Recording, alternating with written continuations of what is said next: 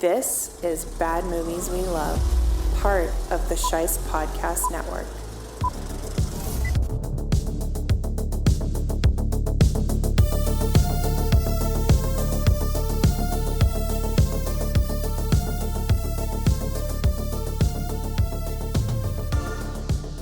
Hello once again, everybody. I am your host, Nick Scheist, and this is Bad Movies We Love. We're going to call it Season 2 because we got new intro, new music, new everything.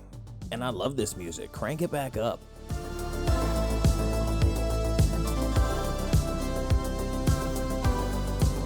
Makes me want to boogie, you know?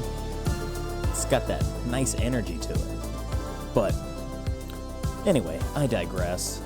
This used to be part of the Scheist podcast, but it was really its own idea, so I took it out of that show, made it its own show, and I'm going to go and I'm going to grab all of the episodes that I did as part of the other show. We're going to put those in here as part of this, but this is the official Season 2, Episode 1 of Bad Movies We Love. I was joined by a new friend of mine who's part of the Scheist International Film Club, which, by the way, now has members in 6 different countries and time zones all across the U.S., so we're getting there. But anyway, let me find my way back to the point, and that was me introducing Seth Vargas, who just got his own show started, and I'll let him tell you about that a little bit later. But he brought to the table a movie that I had never seen, and I had never even heard of. And that is Troll 2 from 1990. And I hope you enjoy this episode as much as we did. I'm like, okay, she's going to be pissed because she's going to have a stump hand. It's like she whips it out. No, brand new hand. And then just pulls out an ear of corn. You're not really vegetarian if you eat people. What is this movie that we're making? Green shit coming out of her face. Because even if I tell you what it is, Chloroform soup. it doesn't sound like anything.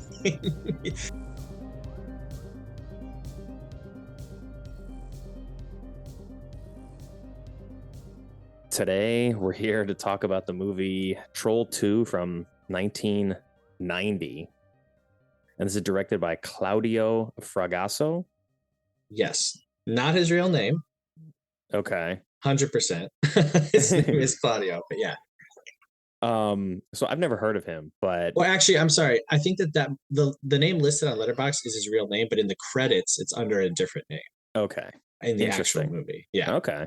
But I see he has a movie this year called Karate Man, which after watching Troll 2 and reading the description for Karate Man, I'm going to have to watch Karate Man. Yeah, he's got a lot. Him and his wife wrote the movie Troll 2. They've got a lot of different stuff together. I haven't checked out any of it.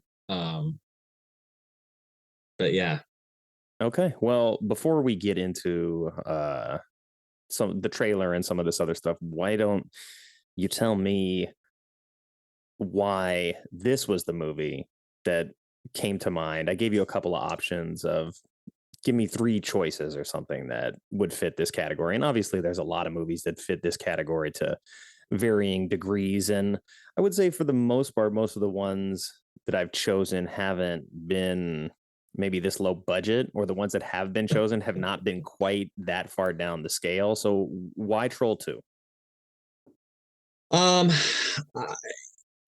It's a movie that just when you think that you're getting your bearings, it knocks you over time and time again, just when you think you have a grasp on what's happening. It's an amazing movie. It's hilarious intentionally and unintentionally. After having seen thousands of movies, I really appreciate when a movie can surprise me, and Troll 2 is incredibly surprising. And for that, I love it. I also really enjoyed the documentary that goes along with it. We actually did Troll 2 parties yearly where we would show new people who had never seen it, and then people who had seen it, we would watch it again annually. And yeah, it was one of the first truly I wouldn't even say it's a B movie, D movies that I watched that really, I was able to get on the wavelength of appreciating it instead of just saying this sucks and turning it off. Okay, I think that's actually apropos because yeah, for a long time, like I was in that zone myself of like, if this is like garbage within the first 10 minutes, like, am I going to spend the next hour and 20 minutes continuing to just subject myself to it, or am I going to walk away from it? And, the way this movie looks, the way some of the dialogue is, like the fact that I don't recognize anybody in the cast, a lot of those things add up to where I would typically have walked away from this. But I think at the very outset of it, it reminded me a lot of like Neverending Story and Princess Bride in the beginning. And I was like, okay, I think I know what they're doing here. I think I know what the director had in mind with Yes. making this. So I was like, I'm going to be a little bit more open and receptive to what it was. And I mean, the movie is crazy. I actually had fun, and I was wrapping Christmas gifts as I was watching it. And it really is all those things you said. It's surprising. It's definitely below B movie territory in terms of, how they use costumes and where they spent their money and location filming and things like that. But a one of a kind sort of experience in storytelling, I would say. Yeah. Because, like I said, there is definitely elements of more familiar films that had come before it. And I mean, like, even there's a little bit of like Tremors in this movie. And so, like, it's definitely aware of the other kinds of films that it is. I mean, it is a parody film to a degree. It is very well honed in on that, though, I would say. Like, for a movie that is kind of pretending to be a low budget 80s horror movie, it is exceptional at that. And like the music is very good as well. Like, Oh yeah. it incorporates a lot of elements that you had seen in a lot of other films that had come before it, and just does it with a little bit more fun and doesn't take itself too seriously. But it also pretends to take itself seriously, if that makes sense, which I think makes it work in its humor. Yes, so they're definitely taking it very seriously. Some of the scenes in the documentary that they shoot, 20 plus years later, the director doesn't understand the fan reaction to the movie so many years later. All he hears, him and his wife are in Italy. All he hears is, "Oh, your movie Troll 2 is doing great in the theaters and it's selling out and people are getting tattoos and they're, buying all this merchandise and da da da." And so he comes to the States and he's like, "I don't get it because they're laughing at the lines that aren't supposed to be funny, but they're also laughing at the lines that are. I don't really understand." And so it slowly kind of dawns on him that they're not taking it as seriously as as he had intended. But yeah, I mean the music, awesome. Yeah, it's spot Awesome. on. Yeah. So let me grab the trailer here. Before we get to the trailer, I want to take a moment to acknowledge our sponsor, Nilgob Organic Farms.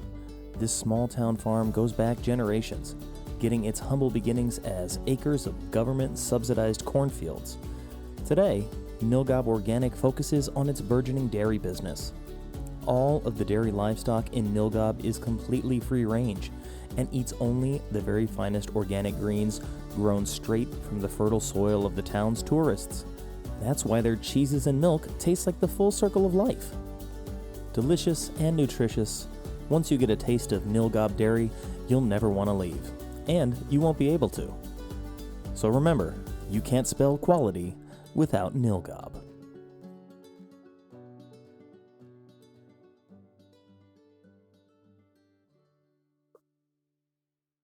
that okay? I can't hear it, but I've seen it enough. Gotcha. Okay. I don't know. Maybe it's not sharing the audio. You're late. I'm sorry we had a small mishap. Here are the keys. Here are ours. Have a nice stay in Mill Pond. You in our city. Still telling the same story, Josh?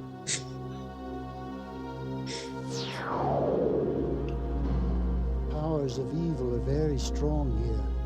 I must leave.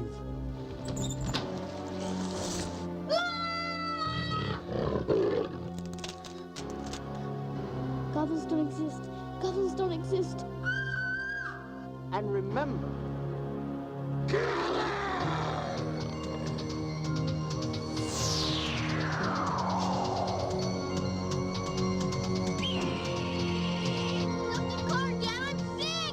They're eating her!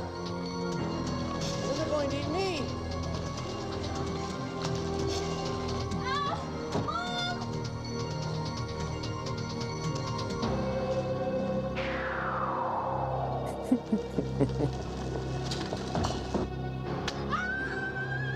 So dizzy.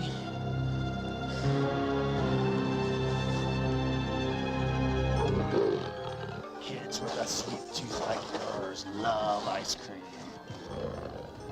Delicious. And purified.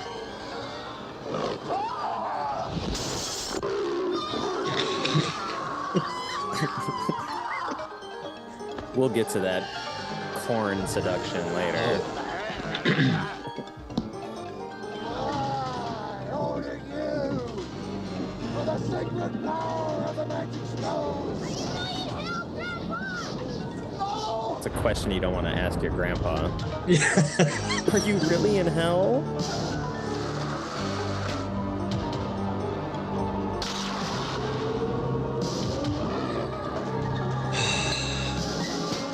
Perfect.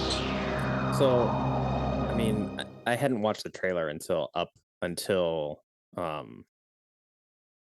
right, well, not right now, but in preparation for this. Like, coming away from that trailer, like, what do you even expect out of that movie? Honestly,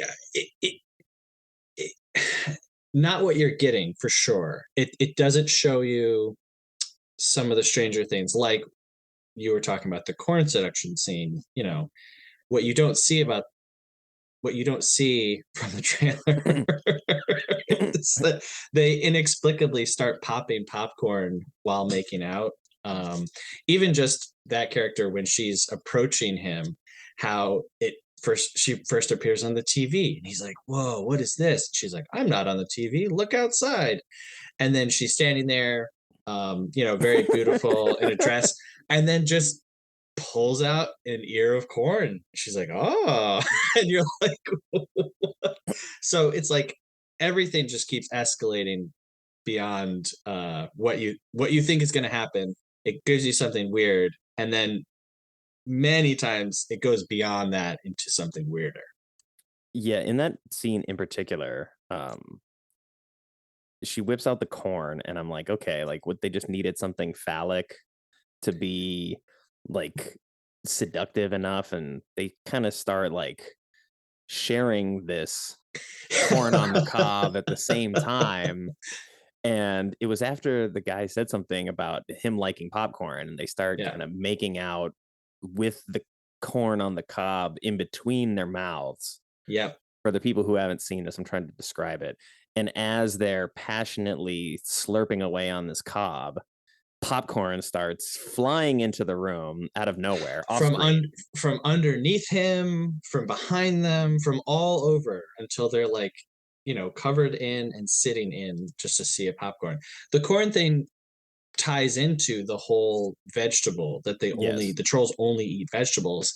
And the writer of the movie she said at the time, I had a lot of friends who were vegetarians, and that really annoyed me. So I wanted to make a movie where vegetarians were evil. I was going to ask about that, because I was like, it seems very much ahead of its time for sort of the stereotypical vegan that we see a lot of now, where they're going to chastise you about your way of life, and we want you to eat vegan and etc. So I should say that this character that we were talking about is a troll witch. Is that accurate? I don't. It could be. At one point, she's shown to just be one of the trolls that comes through the mirror. Yeah, she dresses like Elvira. She has magic, I think, because the corn is just popping out of nowhere. So I'm going to assume that there's at least some amount of magic involved. Yeah. And well, she has the power of Stonehenge behind her. That is true. And later on, when she gets her hand cut off, we found out that it's also like a healing power. Is it just one rock from Stonehenge, or is it all of Stonehenge?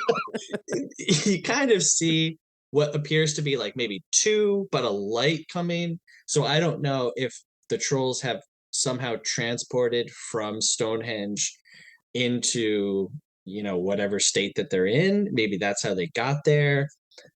It's not super clear if she's one of them, if she's the head of them, if she's in charge of the whole thing.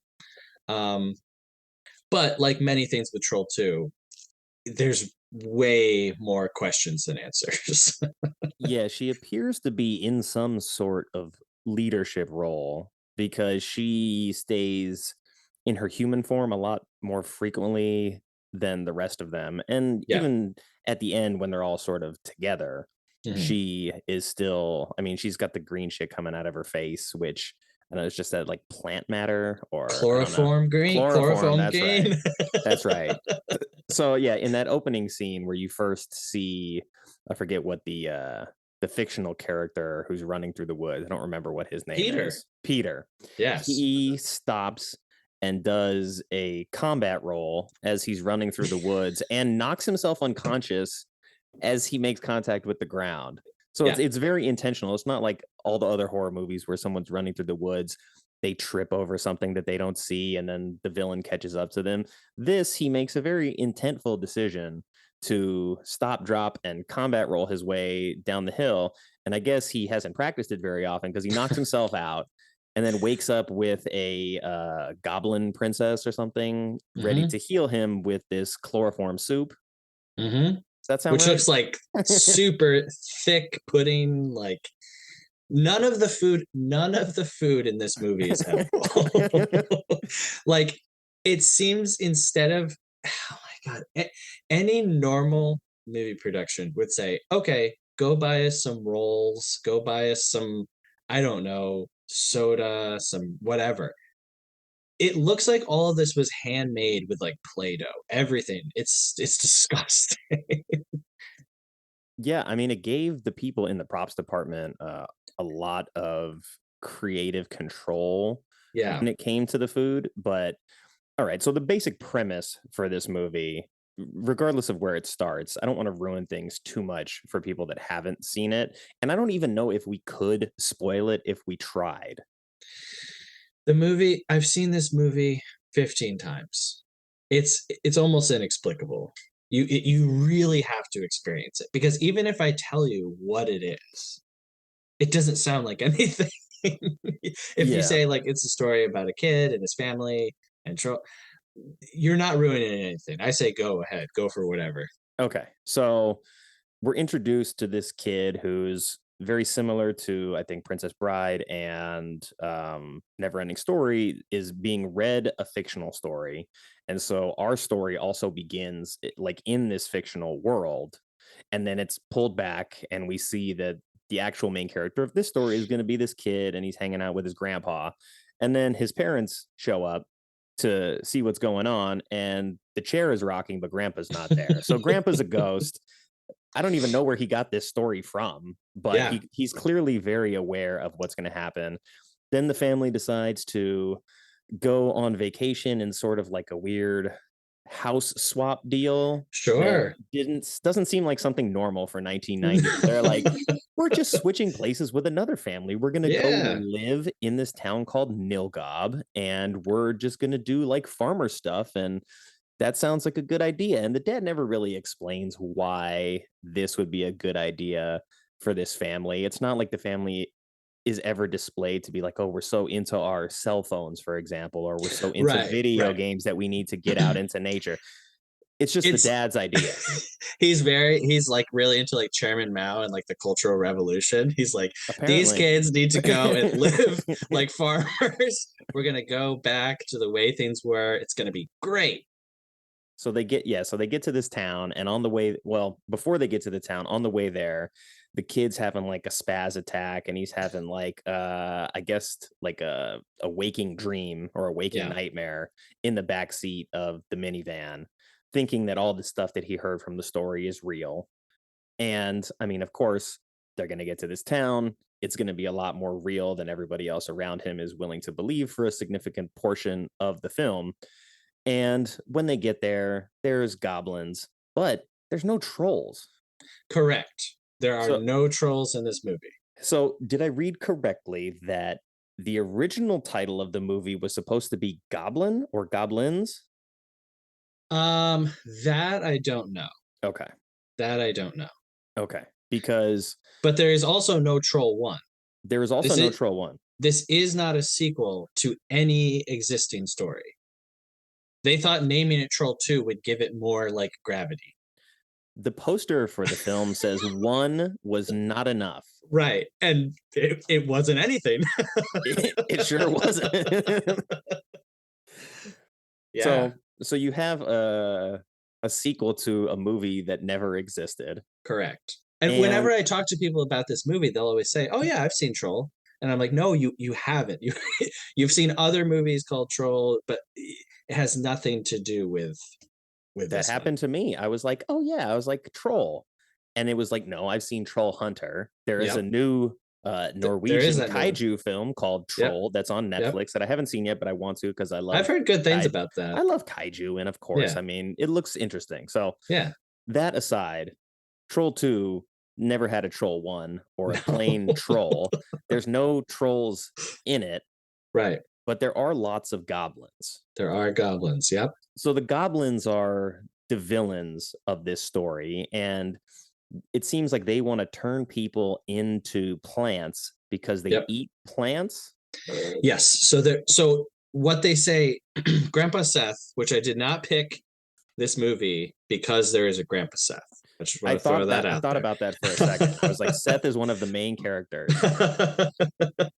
So Grandpa Seth is communicating with Michael from the beyond, right? Because no one else knows what's going on, but Grandpa Seth does. And Michael is the only one who can see Grandpa Seth. Why? I don't really know. Grandpa Seth is able to he has effects on material things.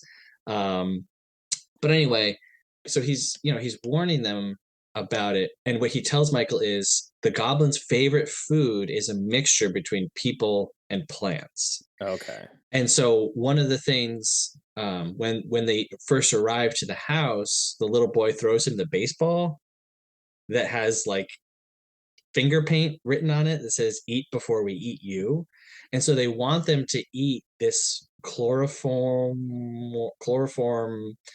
plant juice stuff because that starts the process of transforming you into half plant, half man. Okay. And that does happen. We see it happen in full to a couple of characters. It still doesn't make like if they're vegetarian, why do you want like this to be a half human meal? Right. You're not really vegetarian if you eat people. Right. Okay. Just to clear that up. Yeah. I just read this little trivia bit that says the whole cast went to a casting call hoping to be extras and ended up as the leads. So since you've seen the documentary and since you were saying what you were saying about the director not understanding the reception for the film, can you shed any light on like what the tone of this movie was intended to be? Is this supposed to be a horror film that scares you? Is it supposed to be a parody of a lot of similar horror films that had come out like between 1980 and 1990 and like taking advantage of that style of filmmaking and kind of making fun of it? Was it intended to be more of like fantasy, like Princess Bride and Neverending Story, which does have some moments that are scary in those films, but because of the budget restrictions, like it's never going to be the scariest thing. Right.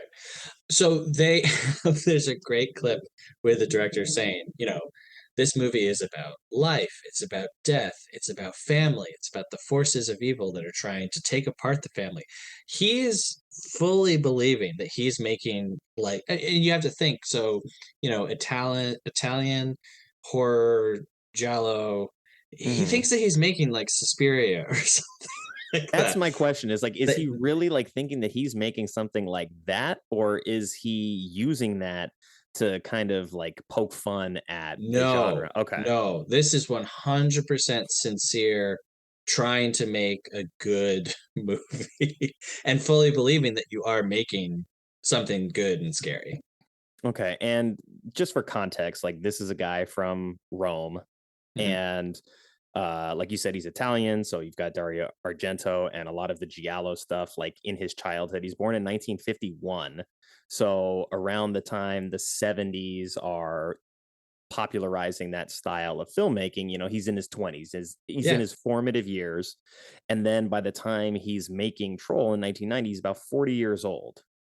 yeah, And like, was he considering this to be like his masterpiece film? Or I guess I don't know enough about him to see right. where in And he his had, history this falls. yeah, and they had made movies prior to this. So it wasn't like, oh, this is my first Okay. movie. I don't really know what I'm doing. He had directed multiple movies. One where a lot of the miscommunication comes from is that he did not really speak English. Mm. And so he has an Italian crew that he brings with him, flies them over to the States, and now they're working with this rural crew, these actors who are not actors. Nope. Um, We got the lead, so we said, yep. We'll take it. like a few of the people had done, like regional theater acting, things like that. But if you look at a lot of the cast and their credits, they hadn't done anything before, and so he's trying to communicate to them, in very broken English. He's a very like kind of angry, excitable kind of a guy. And they really describe like being on set, trying to figure out kind of like what you're asking, like, what is this movie that we're making?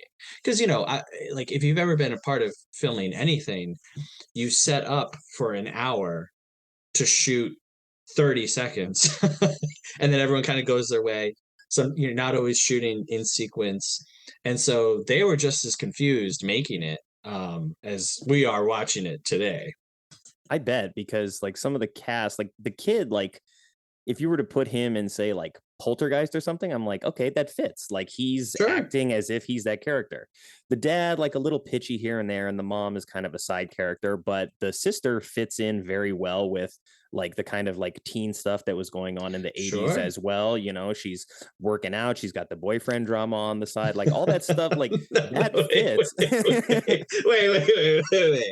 I'm not disagreeing with you, but have you ever have you ever seen a storyline quite like her demanding that he stop hanging out with his friends? He's like, okay, I'll go on vacation with you guys. Oh, I'll tell my dad tomorrow that you're coming with us. Okay. And then him and his friends are all in a camper. It's bonkers. It's insane. It's crazy. Yeah, and there's also the whole thing going on between them of like she wants to have sex and she's like, I'm not gonna like bang you while your friends are all hanging out here. And he's like, Yeah, come on, why?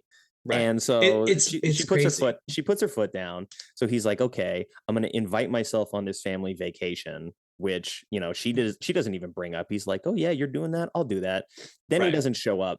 And apparently it's because they rented an RV so that all of the boys could go and meet them in this town and like just take out their burgeoning sexual angst on all of the unsuspecting townswomen. Yeah. And I guess that was part of the larger plan for the boys. But the idea that like this guy wouldn't just be like, all right, guys, get out of here, like this is my girl, like we're gonna Right. have sex, like, go away. You can see all of the moving pieces, right?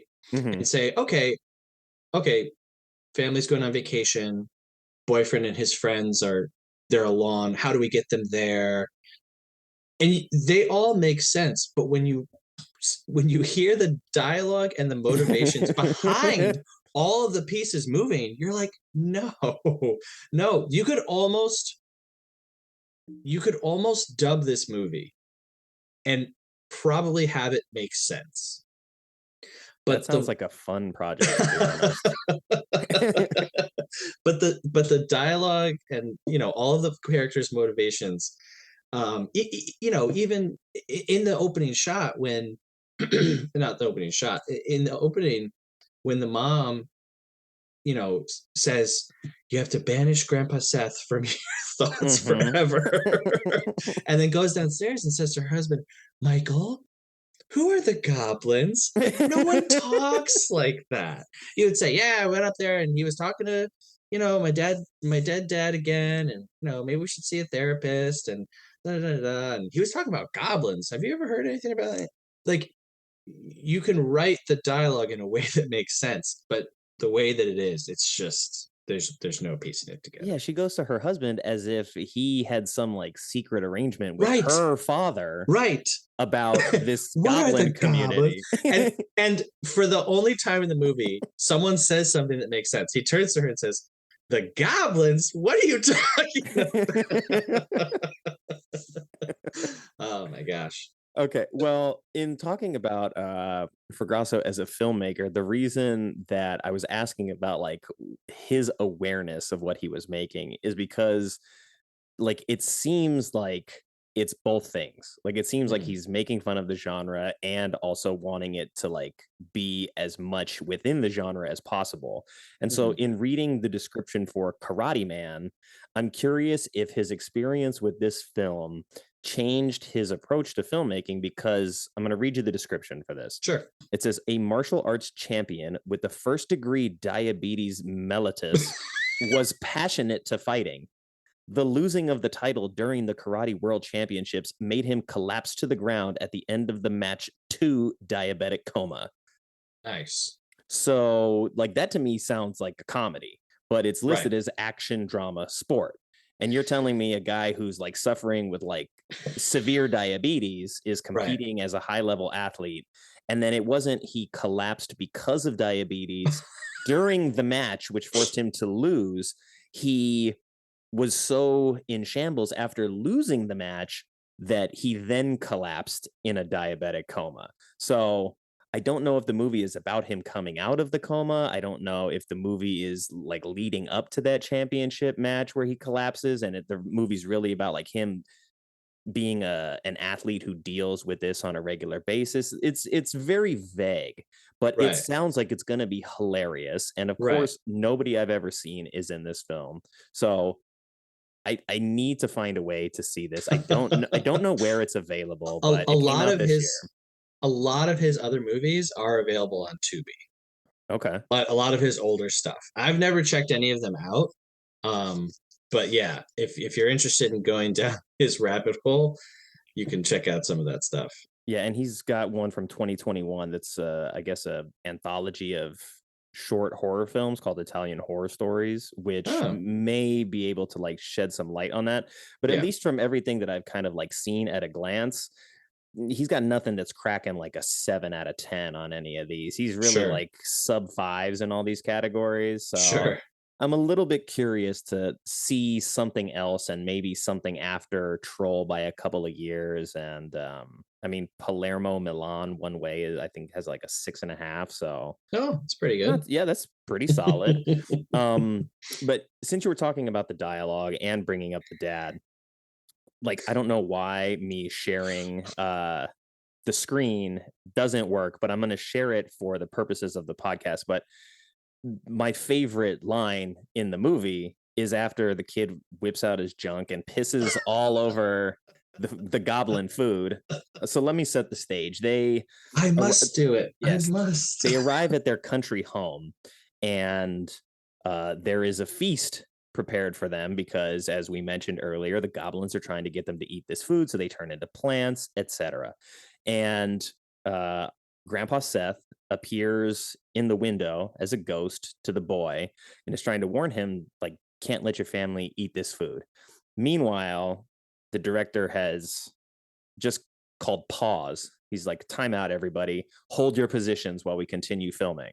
Yep. Didn't freeze frame it. Didn't even try to make it look like it was really frozen, which I actually appreciate. Like, we're just going to use the actors like standing still, and we're not going to like cheat our way through just hitting pause in the editing room. But the kid, I guess, his only recourse for getting them to not eat is to stand up on the kitchen table while time is frozen, whip out his Johnson, and pee all over the food. And I don't know if it's because I was watching the free version with commercials that like it maybe wasn't as graphic as it could have been, but they just cut to them like throwing the food in the garbage.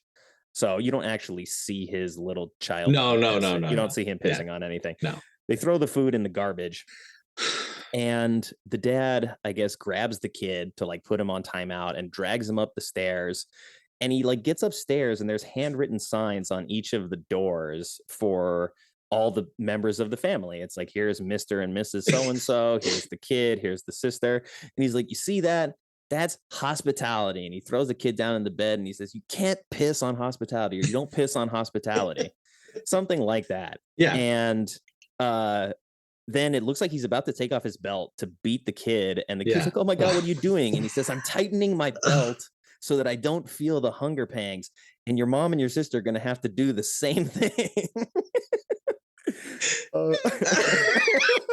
Like, I can't even believe how serious the actor was in this. Like, he sold that scene so good that it really made it hit in a way that I did not expect whatsoever. Yeah. And then he goes on to say, you know, when I grew up, I actually was hungry. And so I have a lot more. If you're going to do a hunger strike, just remember, I've got a lot more experience than you do. It's like, wow. I'm a parent. I have 2 kids. Never have I ever thought of It says a lot about like where the writers came from, though, where they're like, look, you really think you're gonna like take away our food and go on a hunger strike? Like, you don't have the experience to outlast us, kid. You think you're so smart. I have a question for you, because and I know, you know, in asking these questions, like I said, there's no answers, but the parameters of Grandpa Seth's powers are such that he can stop time in the room. He can freeze all of them. We later see that he can have effects, but he says to Michael, he's like, you have to stop them. You have to stop them. Michael's like, how do I stop it? He's like, I don't know, but you got to come up with something.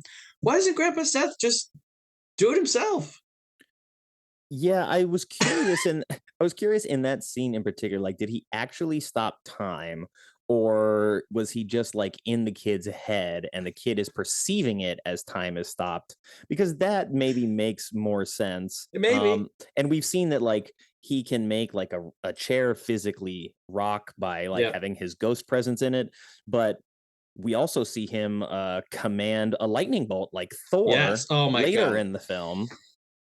That whole sequence, we'll get to that, but we'll get to that. Beautiful. I mean, we might as well just get to it right now. We're talking about Grandpa Seth and the limitations of his powers. But in the trailer, you hear the kid say to Grandpa Seth, are you in hell? Because the kid doesn't know. I guess Grandpa Seth doesn't know either. The preacher troll, you know, recognizes in whatever spirit realm these goblins come from. You know, he banishes him back to the kingdom of shadows so that he can stop interfering with what the goblins are doing. And he says, I banish you back to hell. And the first time I saw that, the first time we watched this, I watched it with probably like 6 people.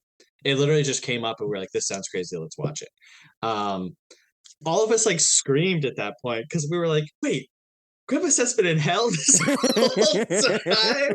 Oh my God. And so then luckily the filmmakers put in, you know, Michael says, Grandpa Seth, are you really in hell? And he's like, no, but I know someone who was, and I can call on him to help me. And he snaps his fingers, and a lightning bolt strikes the goblin and sets him on fire. It's insane. The goblin is also holding a Molotov cocktail in like a Tanqueray Yes. bottle. So Yes.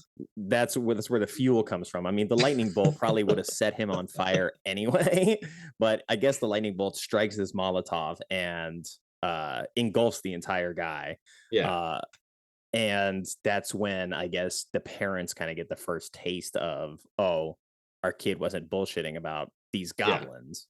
Right. And at that point, it's like there's maybe 20 or 30 goblins around. They have their own little like goblin community, and they're hanging out in a barn, and they're trying to get the kid to eat ice cream made from like goblin milk. And I don't know why the goblin milk, I mean, that's white. Everything else they're trying to feed him has this like green cream on it. Yep. Including the daughter, again, was going to eat, I think, a corn cob with like a green butter frosting. Yeah, sure. So they definitely they went down to the market and they grabbed some corn because corn's fairly cheap, and they're like, all right, we need food in this movie.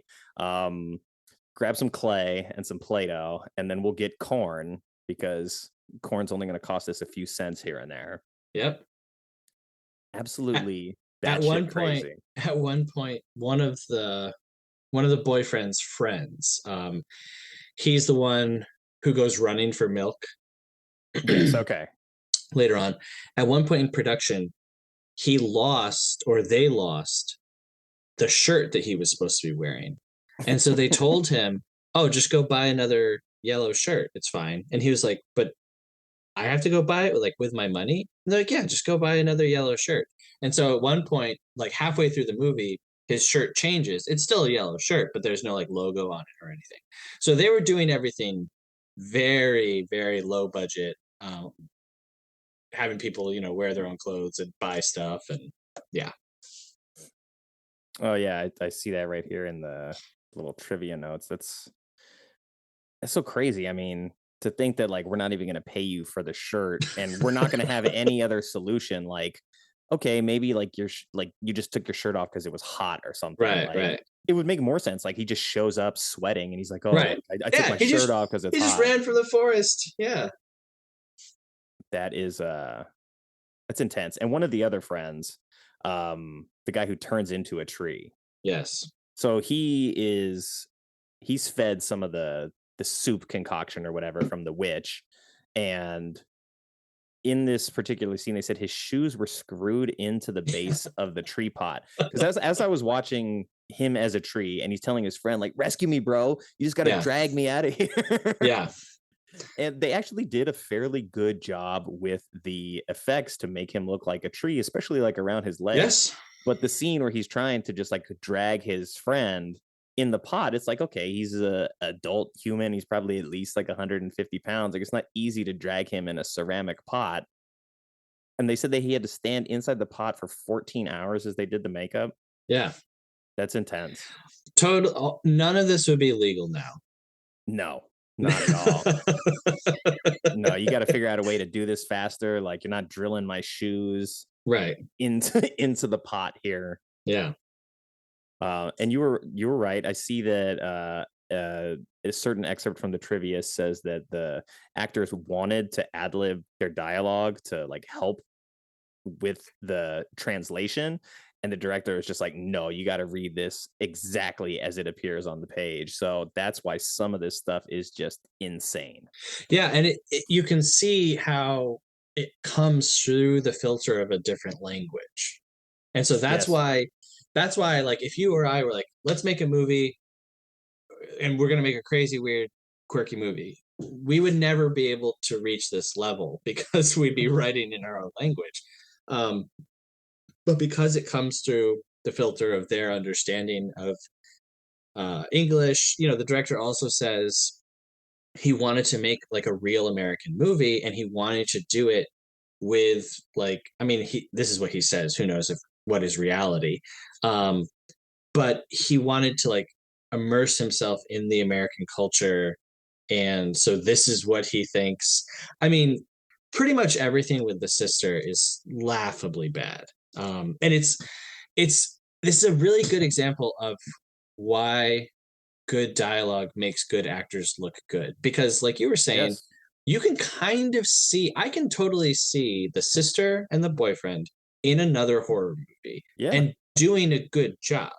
Maybe like Friday the 13th, Yeah, Nightmare on Elm Street, something like that. 4 or fits. Nightmare Yeah, on Elm for Street sure, 5. for sure. They're not knocking anything out of the park, but you can't, you know, I work with food, and what we say is like, you can't make good food with bad ingredients. Correct. It's very difficult for anyone to pull off these lines. You know, the dance that she's doing later in the movie, where it looks like she's dancing with like a fushigi ball. She's like putting her eyes over her face like glasses. And just the Like, time that dance happens. It's like we just watched two. I guess one of them wasn't her friends. One of them was some like woman who had escaped Troll Town and ran Yeah. into one of the boyfriend's friends, Yeah. and then they both die or get turned into plants or whatever. And then the movie just kind of stops, and she's in the hallway in the mirror, just like boogieing. And I yeah, think that's before she sees Grandpa Seth for the first time. yes, But it's just a very out of place moment. It's like a hard cut to a completely different tone yeah, of film suddenly. And in her character introduction, it's like, okay, like aerobics videos were very popular. Like I think Sure. they got the look of the sister very right. sure, yes. But then when we're introduced to her, she's doing bench press. Like, and I'm not saying that women cannot do bench press, but if you're trying to make a character that comes from the 80s and looks like they come from the 80s, like this lady is not going to have a bench press setup in her bedroom. Sure. She's going to be doing jazzercise or something like that. Sure. So I'd like the fundamental understanding of the American teenage girl is not there. Right. And of the American teenage boy. He's like, I'm not interested in sex. I want to hang out with the boys. Right. It's like, yeah, we all have friends and we all want to hang out with our friends. And maybe that like puts some strain on relationships. But from a young teenage boy who's horny, like he's not going to be like, you know what? I'm going to bail on you. And then I'm going to rent a Winnebago with my friends and we're going to come see you then. And then that's going to really put me in good graces with you. Like, it's so off key in all of the sort of like foundational character writing. Yes. But that's what makes this movie the kind of unique gem that it is. And I saw here too that the actors were only given their script on a scene by scene basis. So it's like they have no idea what's coming next either. Right. And it kind of comes across that way. Like, here, we're going to film this scene. Here's your lines. Okay, well, what does this mean for like the story? Like, doesn't matter. Just do what's written on the page. Do what I tell you.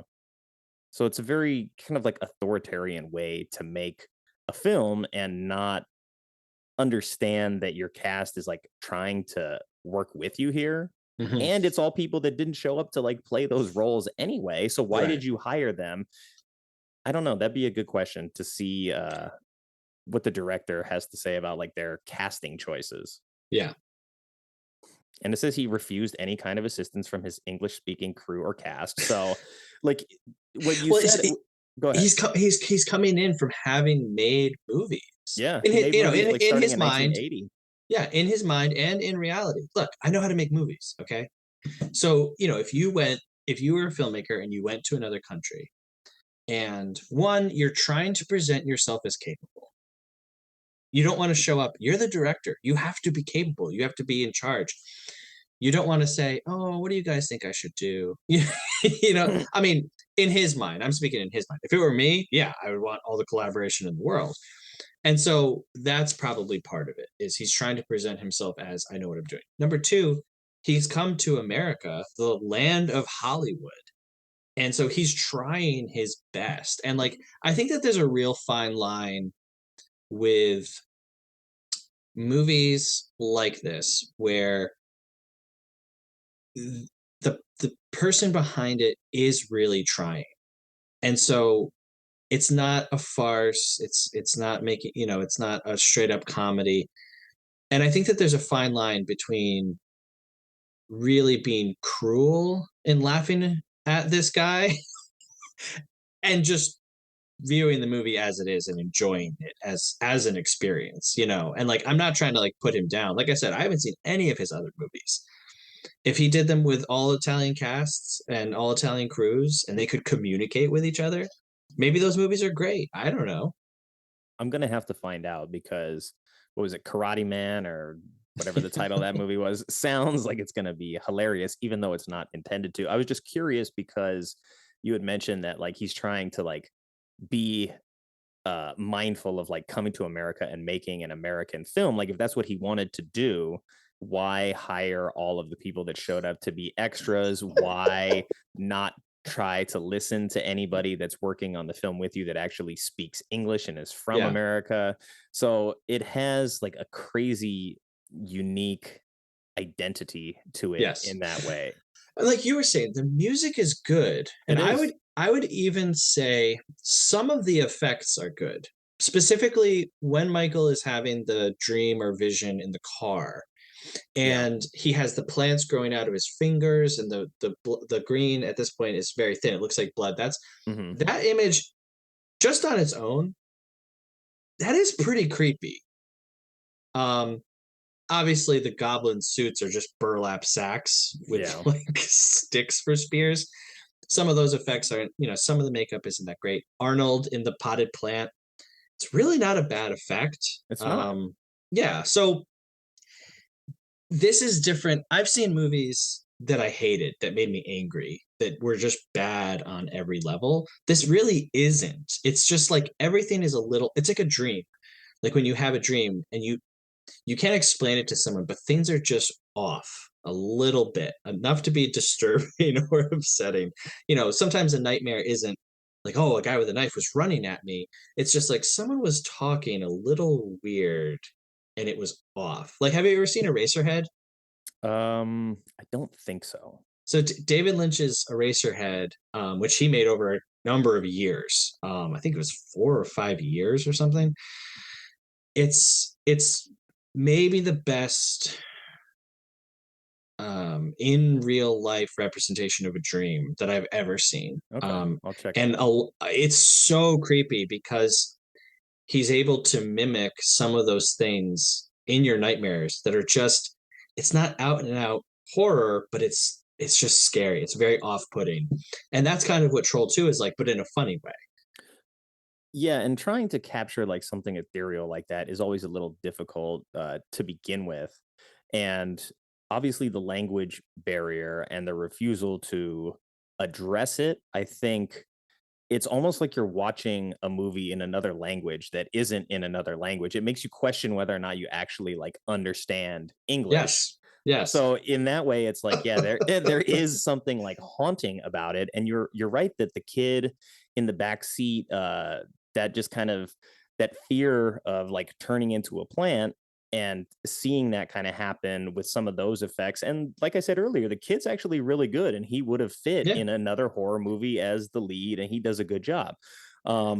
And the kid in the potted plant also like 14 hours worth of prosthetics to make his legs look like they're integrated into this Yeah. plant. And I think my favorite use of the practical effects in the film in general was it the grandpa who had the axe and Yes. cuts the witch's hand off? And so like, okay, the prosthetic hand and stuff isn't the greatest effects, but there's a scene then where the goblin runs back into the mirror.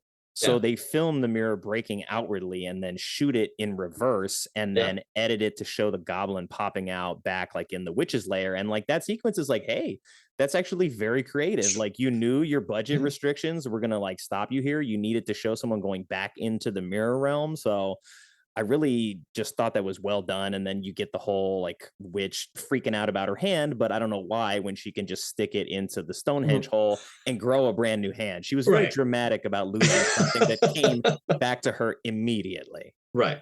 I'm Yes, sure it's hurt though. I thought the same thing this time around as I was watching. I was like, just run right to the Stonehenge hole. Just put it in the Stonehenge hole. What's Yeah, the big deal? when I first saw her stick her stump into that hole, I was like, oh, she's cauterizing the wound, right? Yeah. And that there's smoke coming out and it looks like burning flesh. She's screaming. I'm like, okay, she's gonna be pissed because she's gonna have a stump hand. And it's like she whips it out. No, brand new hand. Yep. I'm so glad that you were able to experience reasonable lines of thought that were replaced with the reality of what the story is. And like that's like what you were saying about the language difference. Like a lot of times you're unsure, right? You're unsure. Whenever I see this movie, I find myself just saying, like, what? Like, what? Like, I'm not saying no, lame, boring. I'm questioning. Like, I'm brought into this state where, I don't know what's going to happen next. And I think that's, like I said, that's the real charm of Troll 2. If you think you've seen everything, watch this movie. Absolutely. And like in the back of my mind, I'm working on a side project right now that's Christmas B movies. And Oh, like, cool. I really wish that Troll was a Christmas movie. So that way I Yeah. would just have an excuse to be like, oh, it's Christmas season. We're going to watch Troll 2. Yeah. And in the process of like the B movies, like I'm saving my best one for last, but we did like Ernest Saves Christmas. Yep. And like that is by no means like a good movie, but it does what it does well, and Sure. you get a lot of the best like Ernest character moments. And I always grew up with like Ernest Scared Stupid, which also kind of similar to Troll 2 Yeah. in that way as well. And Ernest Goes to Jail. So I grew up with those kinds of films, and I had never seen Ernest Saves Christmas. And then in watching it, it's like this is completely ridiculous. Yeah. But it is well intended, and it maybe even has more heart than some of the other films. So in watching Troll, it's like, okay, this movie doesn't necessarily have the biggest heart in that way, right? But it's not trying to. If it's trying to be a true, like, genuine horror movie coming out of like the kind of stuff that we saw from the previous decade. So Yeah. it's not trying to be this like warm, rewarding family horror No. film where it brings them together and they fight off the trolls kind of as a family. Like that's not really what it is. Like the family doesn't even really get in on it until the last like what 15 minutes. They finally are like, oh yeah, like that really is a troll. Yeah. Or a Oh, wow. goblin. I'm sorry, a Right. goblin. Yeah. And I think in terms of that, the last scene and shot shows you that yes, they were trying to scare people. They were trying to. Things do not work out. They don't at all. The mom gets, the last shot is the goblins eating out of the carcass of the decapitated mom in front of Michael and say, "Do you want some?" or whatever. I can't remember what they say. Yeah, they said something basically along Yeah. those lines. But yeah, he walks in downstairs after running into the bathroom looking for his mom. Yeah. He comes back inside.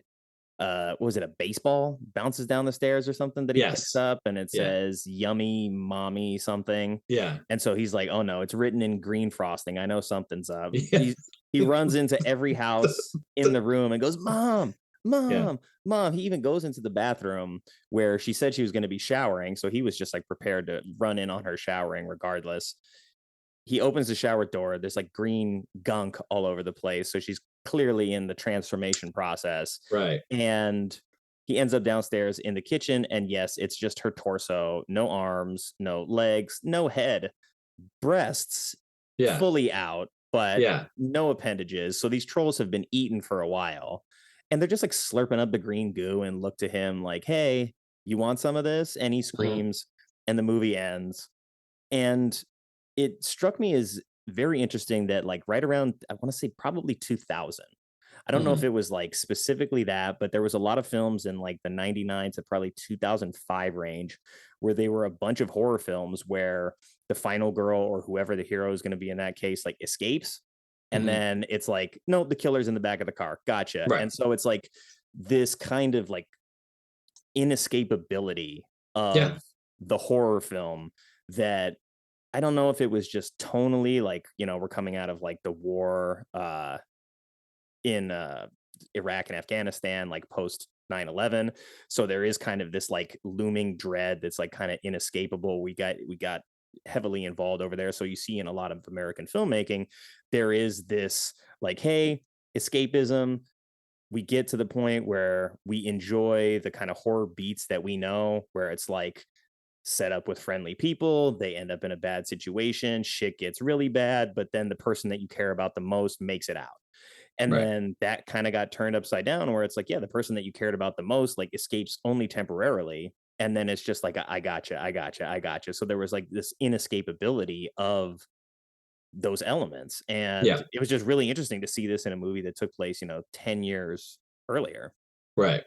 And I'm not Yeah. like, horror is not my most well-refined genre. So it's like, I don't know well enough like when that trend started, but when I noticed it in horror filmmaking was around the turn of the decade, around 2000. Yeah. One of the things that I like to do for this particular segment is read the negative reviews, Okay.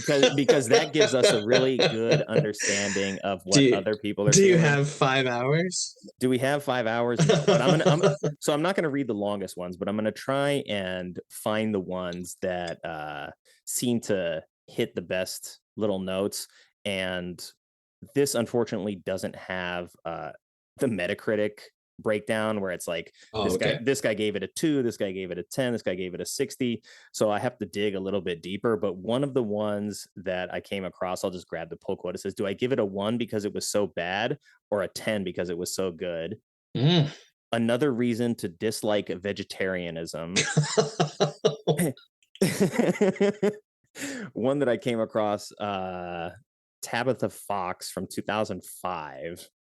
I don't know if she's an IMDb user. If you end up hearing this for some reason, we're gonna read your review here. It says, "Forced to watch. My sister made me watch this. She insisted it was a contagion, a disease she was compelled to spread. After seeing it, I truly understand, relate, and recommend. It's awful, but a transcendent awfulness. You want to pass it around like milk that might be spoiled, but everyone needs to test it anyway. I've Yep. never laughed so much at something that isn't even trying to be remotely comedic. It's a travesty. I'm not surprised there are drinking games built around it, but you'll be more than amused watching it sober. Yes, it's that bad, but fun. You want to see it over and over again and force people to watch it too. Rent it on a particularly bad day, you'll forget everything irritating in your life and be weirdly involved in a world of badly clad midgets, suddenly wondering if bologna sandwiches or urine could possibly be the solution. If you vote, give it a 1. It truly deserves the recognition of being one of the worst movies ever." And I feel that it's very appropriate. Like, she kind of hit yeah. all Absolutely.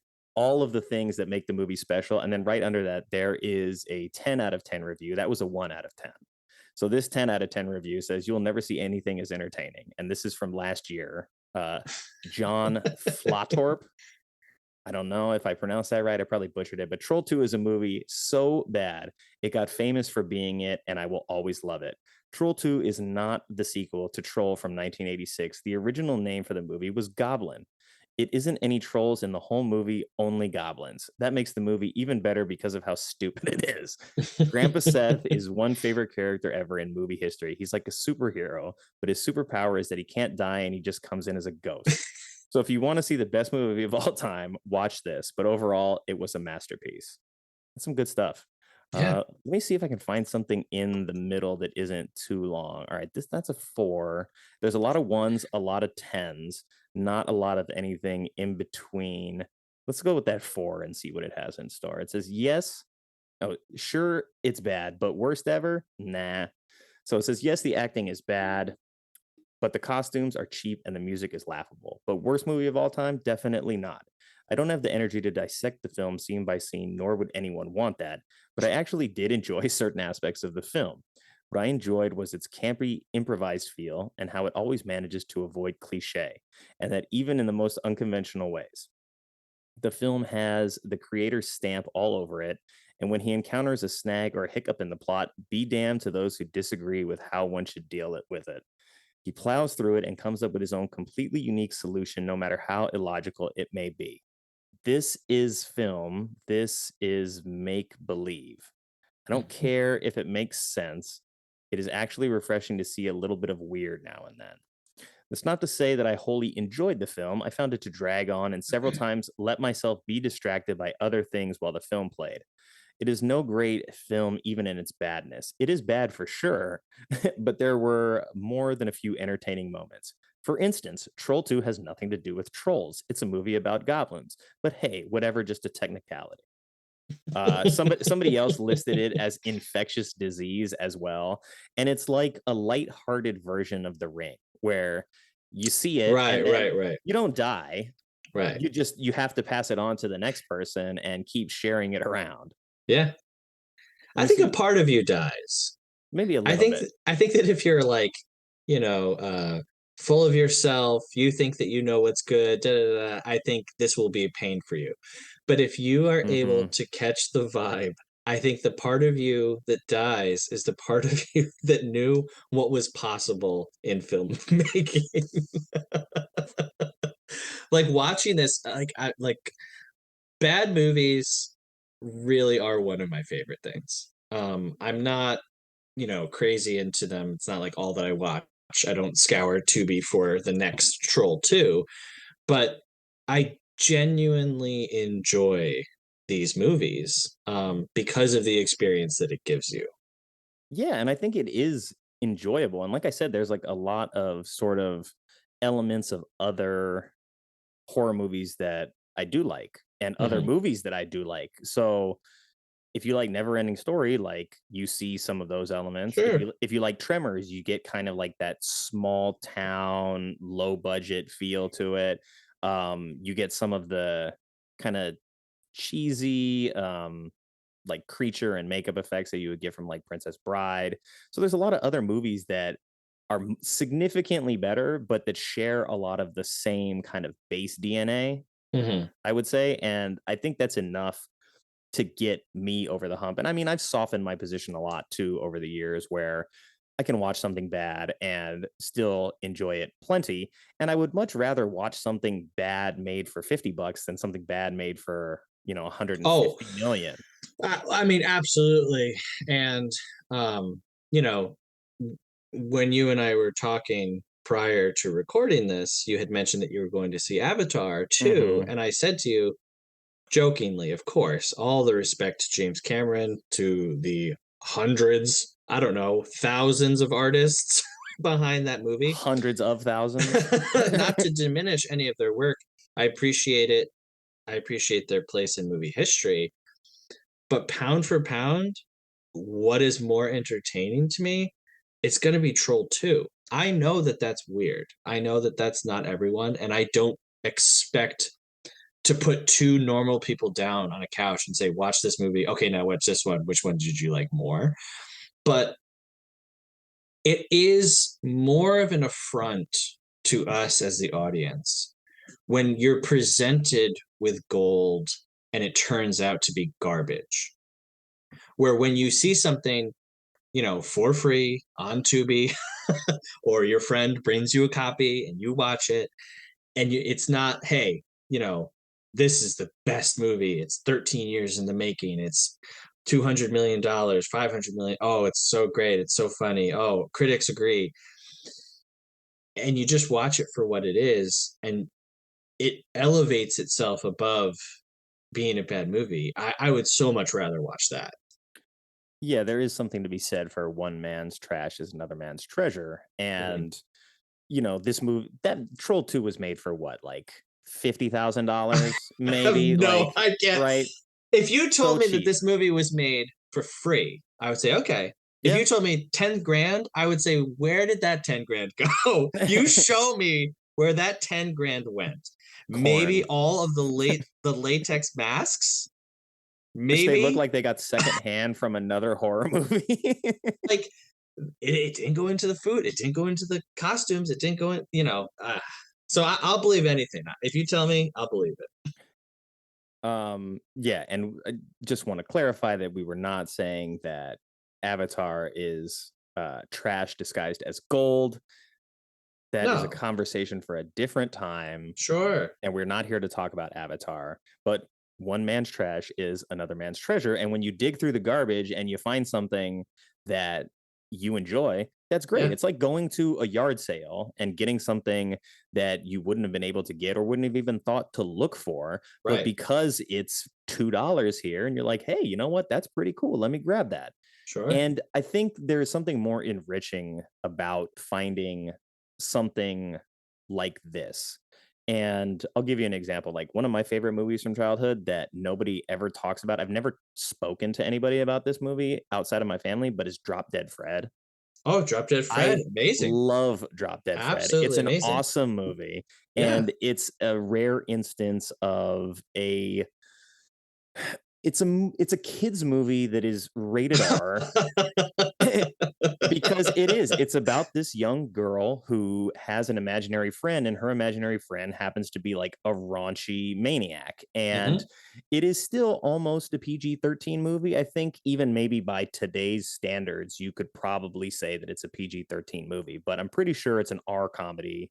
And this is something I was introduced to young. None of the characters are really kids, but like I saw it as a kid, and it's all about like, is she crazy? And if she's not, like, what is the value of her relationship to Right. this entity, right? Right. So that is a movie that, like, just I've never heard anyone say it's good. It's something that I've seen and has been in my life for a long time, and I have it on physical media, which says a Nice. lot. Right. And it was a movie I considered bringing to film club, but I was like, I don't know if we're Oh, ready for man. Drop Dead. I should have. In Oh, hindsight, I man. totally should have brought it. See, that's why, and I don't want to try to say that I was trying to like mess with you, but it's genuinely a joy. If nothing comes out of this, it is a joy knowing that I got another person to watch Troll 2. Yeah, like I said, I wish it was Christmas themed in the slightest, just so I would have an excuse. Because if I put this on, I told my girlfriend to watch this, she would not be happy with that. Sure. Like even if I was like, here, eat some edibles and then let's watch this, and Yeah. hopefully like that's enough. She'll just be like, You're in "Nah, for a bad time." Yeah. I'm gonna play on my phone and ignore this, and that's okay. I want to read at least 2 more of these reviews because I see another 10 out of 10 one, which makes me happy. It says this film is right up there with Citizen Kane and The Godfather. Watch it. You'll never be the same again. The acting, the writing, the cinematography, and locations. You will never see a film like this again. It changes you and it gets in your head. The question is, are you ready for it? And I mean, it's obviously not Citizen Kane and The Godfather, but I appreciate that someone has the kind of love for it that this person does. And let me see, this is a kind of lengthy review, but it's a 1 star. It says, so this is crap in motion. It said it's one of the worst rated films ever on IMDb, and it said it got that rating for a damn good reason. The movie follows a family, yada yada. If that concept isn't weird enough, don't worry, the movie will quickly outshine that wet spot. The town is infested with goblins, not trolls. That's a weak review. He just wants to shit on the movie for no reason. So we'll end on that 10 out of 10 Godfather Citizen Kane comparison, because that's a lot more my speed. And oddly enough, this is a concept for this show that I started more to do stuff that I was familiar with, like say Spawn or Demolition Man or stuff like Drop Dead Fred. And one of the film, when I opened it up to kind of a wider audience, like outside of my direct circle, and I was like, well, if anybody has an idea for this and you like legitimately have a film that's bad that you love, I want to hear why.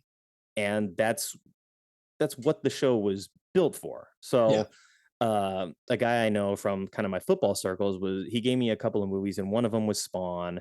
And I was like, well, I've seen Spawn. I like Spawn a lot. I've watched it many times. John Leguizamo is fantastic in that movie. Yeah, absolutely. Way ahead of its time, too, for superhero movies. But I understand why it is not well reviewed. I understand why people call it bad. But he also brought me Freddy Got Fingered, which is one of the most universally loathed movies and is one of the worst scored movies. And that's a movie where Tom Green was coming off the success of his show, had a big budget to make that movie, and still kind of was met with resistance. And in watching the movie, in the first like 5 minutes of the movie, I'm like, oh my God, this is like nails on a chalkboard.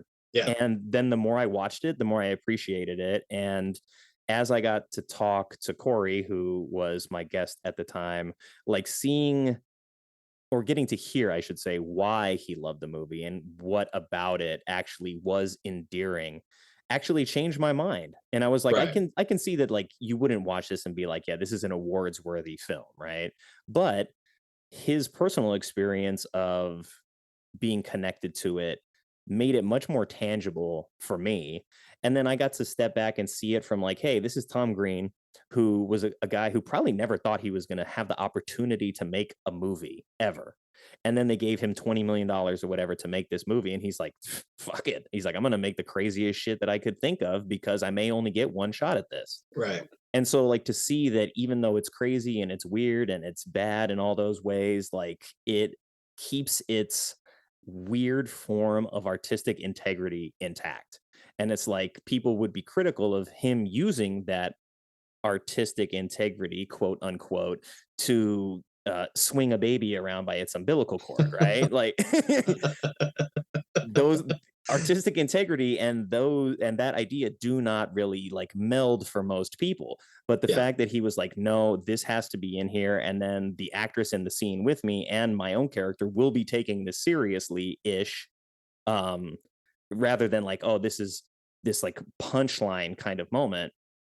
It gave me a different appreciation for the film. And I don't know if Freddy Got Fingered is the kind of thing that I'm going to go back and watch over and over again, but some of the lines and some of the scenes started to like seep into my subconscious, and I have annoyed my girlfriend with them ever since watching that. So Corey, I don't know if you ever get to listen to this, but thank you for your time on that. And my girlfriend is not happy that I quote lines from that movie, but I'm glad that I do. Sure. And so I want to extend that courtesy to you and say thank you so much for not just taking the time to do this show and join the film club and get involved in our discussions, but to bring a movie that was probably so far off of my radar, I never would have watched it otherwise, and say thank you for that. Hey, you're welcome. I'm glad. I was very nervous, you know, as we've been talking over the last couple of weeks or months. You're a cool guy. I like everything that you do with the film club. And I was like, well, I'm really risking it all for Troll 2 right now. I'm about to completely ruin like all of my credibility and goodwill that I've built up with this guy. Put it all on the line for Troll 2. But you know what? For Troll 2, I will put it on the line. And I have, like I said, over the years, we would do a party every year where we would show this movie and just be like, you have to see this. It's more important for me that you see Troll 2 than that you like me as a person.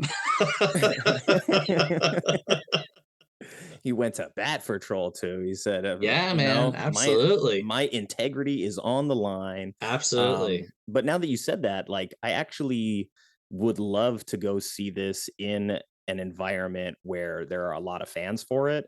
Yeah. And I don't check know, out like, the documentary. Okay, I will. You will be flying high after that documentary. Just you know, the love for it. And then what you don't need to say, but I don't know what part of the country you're in, but I'm in California.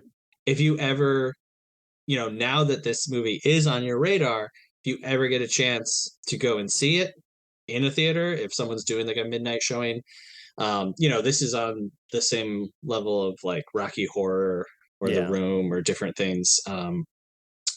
There was one time where it was showing down in the city and I didn't go to it and I regret it so much, but yeah. I could totally see this, like, it's because it kind of stays warm into October here. Yeah. So I could totally see this at like an outdoor movie event with like food trucks and people in costume. And I think that would be freaking amazing. Sure. So everybody call your local theater and demand Troll 2. Definitely. They'll be happy to get the orders in for those prints. Even if you got to buy a Blu-ray and play it on projector, I'm sure people will be happy. I also wanted to say before I forgot, I was like, it reminded me a little bit of Three Ninjas, and I don't know why. I think it was just because it was like so cheaply made and that the acting isn't like particularly good, and it's like there's a kid in the lead. I don't know. It just I was getting Three Ninjas vibes. It is very much there was a very brief time period from 1988, maybe 87 to into the early 90s, where this type of cinematography, this look, where it's like, is this made for TV? Yeah, exactly. Is this not? Where you could actually see a lot of movies that kind of look like that. Three Ninjas kind of has a little bit of that vibe. I don't know how old you are, but like when I watched this, it instantly transports me back to my very early childhood and like just the look and the feel. Again, some of the costumes are a little wonky, but it's very much a product of its time for sure. Yeah, I was 6 when this movie came out.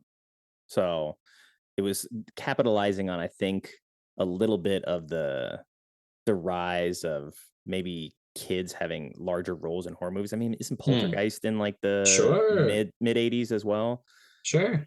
Yeah. So again, thank you. It'll take me some time to get into editing this, but I'll have it done maybe, and I'll release it as like a Christmas special episode, and then it'll be like, this is gonna be You need to my release reason this. to watch it every year for Christmas, because it's so much fun. It's so weird.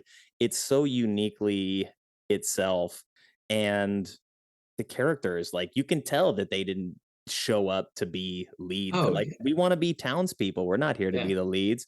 And then I was reading in the trivia that the dad was cast just based on him delivering the line of "You don't piss on hospitality," and they were like, "This is our guy." Right. And then when you see that scene in the movie, you're like, it totally makes sense, because Yeah. that's my favorite scene in the movie. Yeah. Pretty much everything with him is just, he's so, and again, like you can see him, he's got the square jaw, he's got the blonde hair, he's very physically fit, he's got a great scowl. You can see him in another movie making sense. Like it makes sense. Yeah, he could have played like someone in the military, like a Sure. henchman that gets killed in Absolute- Die I Hard mean, or something like that. he looks like MacGyver. He does. He You know looked what I a mean? lot Like if like him. if he was playing MacGyver's older brother, I would totally believe it. So yeah, it's a comedy of errors for sure, but I'm so glad that it exists. It really, whenever people ask stupid questions on Twitter, like name 5 movies to describe yourself, this is always in there. Like this is not a movie that's like I peripherally like when you had asked for like 3 different movies and I Mhm. sent you that whole list of like 30 bad movies that I Mhm. love. Out of 3,361 movies that I have logged on Letterboxd, I only have 63 5-star movies. Mm. So I don't know what percentage that is, but it's a very small percentage. Troll 2 is one of them. It's like a little over what, 1%? Like, and it's one of those movies unironically. Like, I'm not saying it's one of the greatest movies ever made, but genuinely one of my favorite movies. It's magic. And like I said, I'm glad that I was able to share it with you, because now when you want to recommend a crazy, insane movie, I guarantee you that you are going to recommend this movie to other people. Oh yeah. Oh yeah. And that brings me to kind of like the closeout segment of the show, where I always want to know. I asked kind of this question when we do film club discussions, but for people who have seen Troll 2, what is something else that they would like? Or if people have not seen Troll 2, what is a good comp that may get them to make that jump to Troll 2?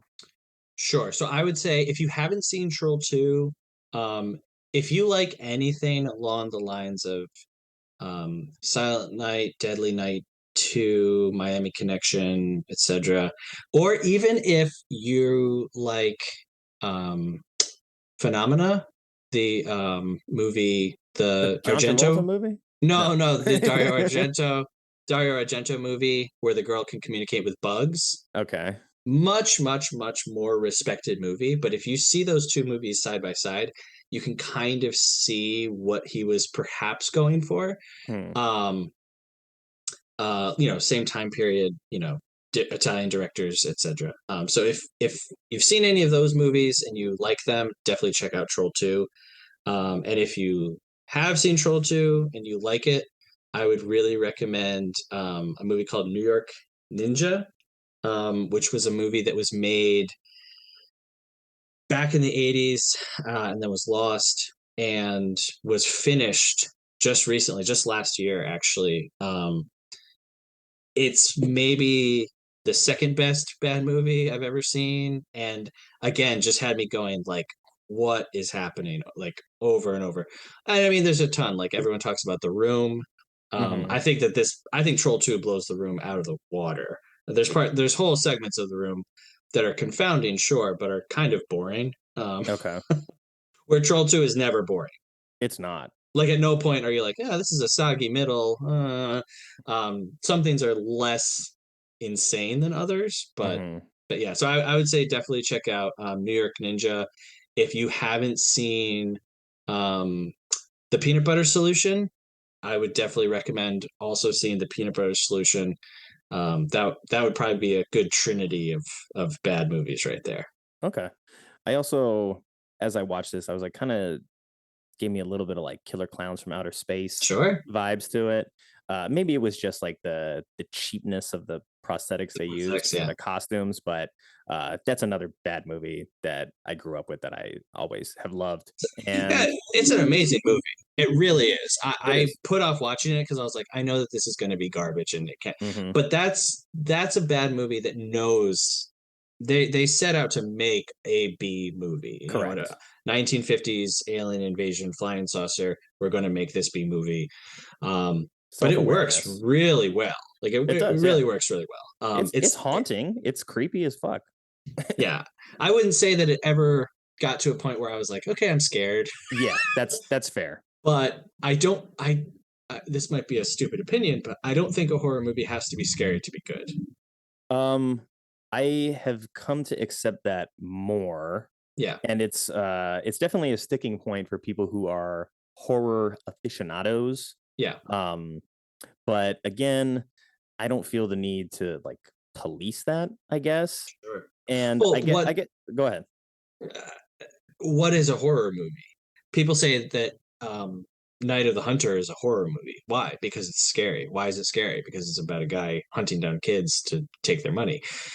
There's no horror really in it. People die, but people die in the movie Philadelphia. Is Philadelphia a horror movie because it's a man dying of a disease? You know what I mean? And I know obviously we can look at There Will Be Blood, and then we can look at Friday the 13th and say, okay, there is a clear distinction here. Mm-hmm. But I'm not super into labels. And that's why I think if a movie falls into the horror genre, but it's not particularly scary or the scares aren't as effective, I don't really count that as a knock against it. Yeah, and I think that's fair. And I think also what that does is it makes the genre more receptible to a wider group of people. Yes. Yeah. And I think that's a good thing ultimately, because I don't Sure. want to be like a pedantic gatekeeper of Yeah, horror films absolutely. and be like, oh, well, it's not actually scary, therefore it's not horror, or I laughed during it, so therefore it's not horror. Like Slither is a great like horror comedy. Sure, absolutely. And it's like, oh, well, that's not true horror. And I'm like, well, I don't need to be the one to make that distinction. Like it has great horror elements that I enjoy, and I also laugh during it. And those two things can coexist for me. And maybe they can't coexist for everybody. And that's okay if that's your thing. And you just don't have to watch those movies. But right.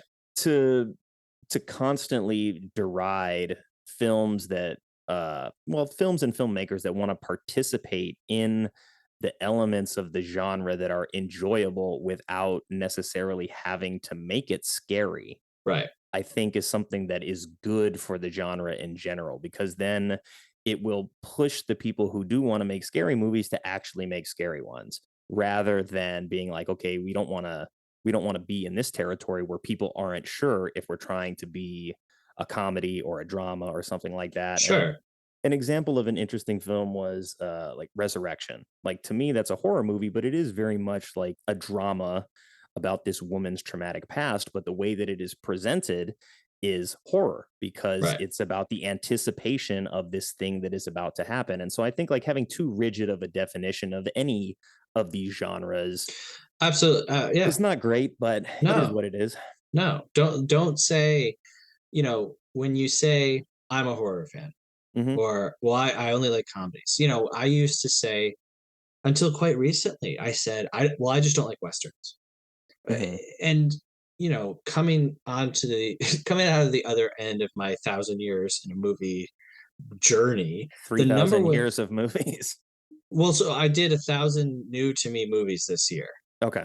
and it was crazy and it was intense, and I did it with a focus on classics that I had never seen, genres that I had never seen, and the thing that I really took out of it was just to shut up and stop trying to make all of these claims about movies because I don't know anything. I've seen 1,000 movies over this year, and it didn't make me smarter. It made me more humble and realize that there is stuff like you, for example. Before today, you never knew that Troll 2 existed.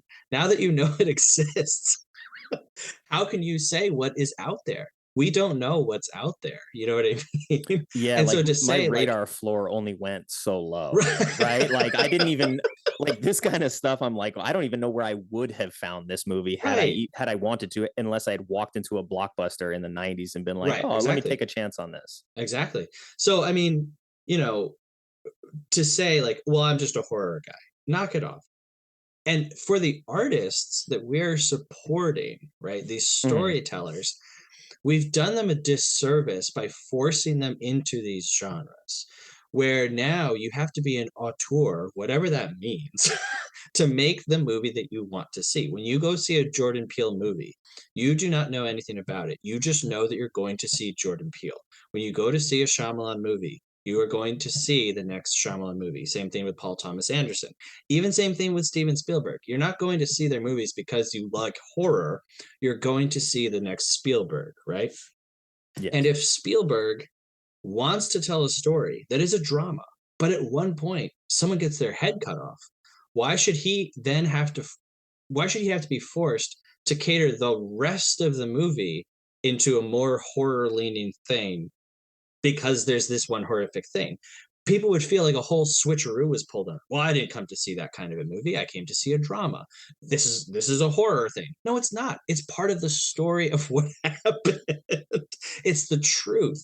And so, like, sticking so hard to genre and making these artists stick to genre through the tickets that we buy, the audience, the demographics that we have unknowingly formed just based on our taste, Mhm. it's a tragedy. It's horrible. And to say, like, for me, like I said, prior to this year, I had seen like 2 westerns in my life. Oh wow. Now like looking back on that, what a shame and a tragedy, and all of the amazing stories that I was completely cutting out of my life because I just said I don't like westerns when I didn't even know what I was talking about. That's fair. So just being free, being open, and I think you know not to get too philosophical about Troll 2, but I think that Troll 2 is a great example of what type of movie watcher are you? Are you so, proud that well, I only watch good movies. I'm not going to watch this. I'm not going to waste Mhm. my time. Blah, blah, blah, blah. My taste is correct and this Holier is than trash. thou. Right. Or are you able to, are you able to just enjoy it? Like, I love what Scorsese said about Marvel movies, where he said it's like a theme park because I love theme So parks. do I. And, and, um, when you go to a theme park, it's not all roller coasters. It's It's not. not 8 versions of the same roller coaster. There's different rides. Scorsese's ride might be, the theater that you go in and they do a little play and then the room shakes back and forth. Mhm. Troll 2 might be the tilt-a-whirl. And it's not for everybody, but it is there for some people. And it's all the difference between Troll 2 and Apollo 13, they're all entertainment. It's all there. It's all a form of entertainment. Some of it might be for you, some of it might be for me. I might like all of it. You might like none of it. But, you know, I love that this movie exists.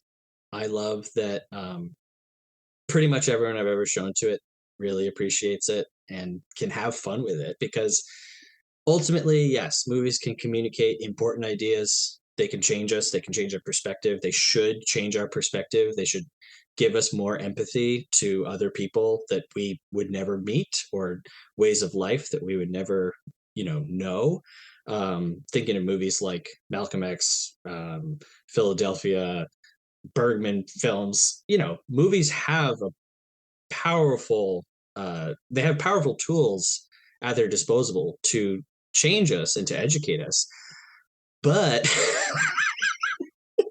They don't movies have like to only do that. they don't have to do that.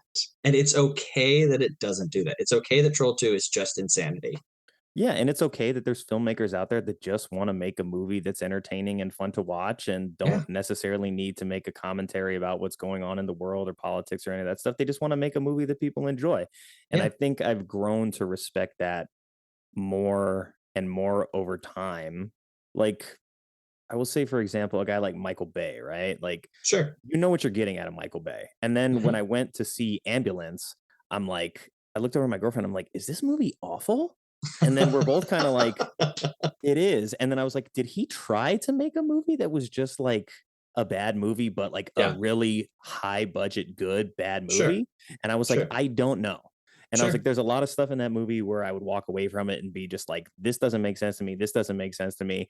But the scene in the back of the ambulance is one of the best scenes I've ever seen in a Michael Bay movie ever. So it's like you have like these two things that can coexist and have some overlap, and there can be things that I like about it, be things that I don't like about it, and still walk away from it and be glad that I saw it. Sure. Even though it maybe like fell short of what my expectations for it were, hopefully. And I think there's more wiggle room for that now that I'm a little bit older as well too. So it's something that I think, especially if you're younger and you're getting into like broadening your horizons in film, it's something that's worth keeping in mind, that the rigid genre boundaries that we put on things are more for marketing purposes and for sales purposes than they are for enjoyment purposes. Because let me think, a film like You Won't Be Alone, I believe it was called. It was a Noomi Rapace Macedonian witch film from earlier this year. I think it's so that movie is marketed as a horror film. And then when I watched it, I was like, this isn't a horror movie. Nope. I was like, this is like this drama about this, what happens to like a witch in the process of becoming a witch. And it's life affirming in a way that you really don't expect, but they were never going to be able to sell that film to anybody. So they're like, it's a horror film.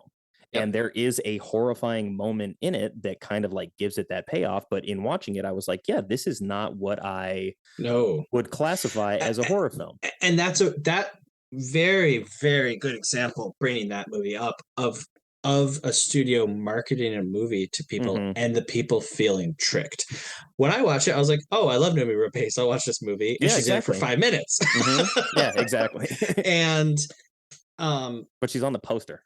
I rated I rated that very low, but if I recall, the idea, the engine that moves that movie, which is, it's not really a spoiler alert, but someone who changes, throughout the movie, changes what their appearance is.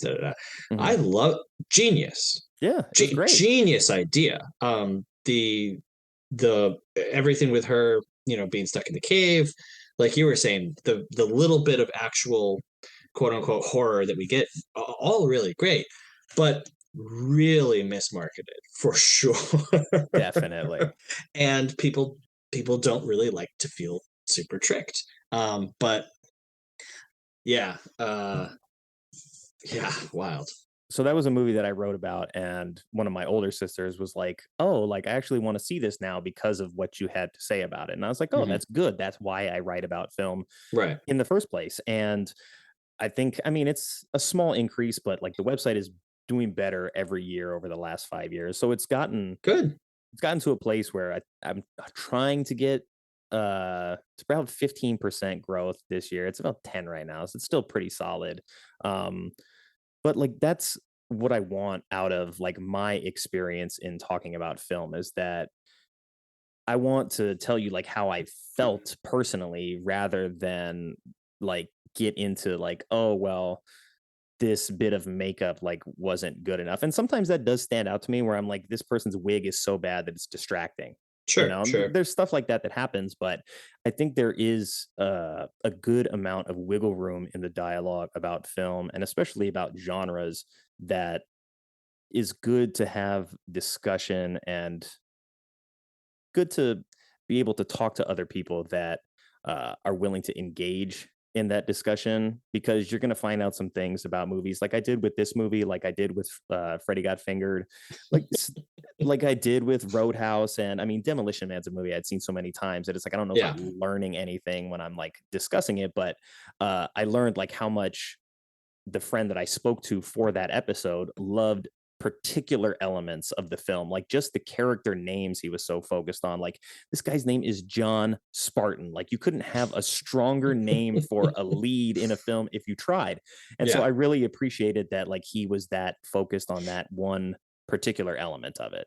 So again, I'm really glad that you stopped by to talk about this. I'm glad that you joined in on the discussion for Brigsby Bear, which again, like, nobody really has talked about with me over all these years. So I really appreciate your time. I've got a library of weird movies. Like you said, you've never talked with someone about Freddy Got Fingered before.